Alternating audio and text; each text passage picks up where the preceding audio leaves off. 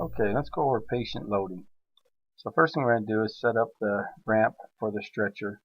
When this is placed on to the life port, the foot of the ramp should be slightly elevated to slide the head down into place, and be sure it does lock in place correctly.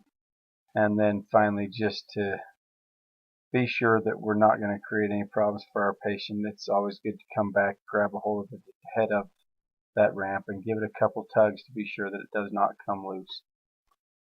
Whenever we're loading, we want to be careful around the plane that we have people that are familiar with it, so that we don't have people push on flaps or other parts of the plane that can create problems.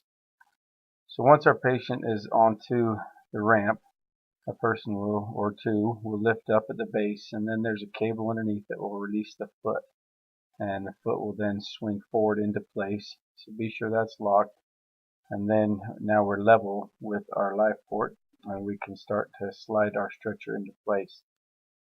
As we begin to slide, there's a release on the middle and on both sides of the patient, depending on who can reach it best, to release it from the ramp and then begin moving it forward. One of the common mistakes is this foot of the stretcher that you see here. Well, sometimes people will pull the head too quickly over like this, and then we dump our patients, which is not good form.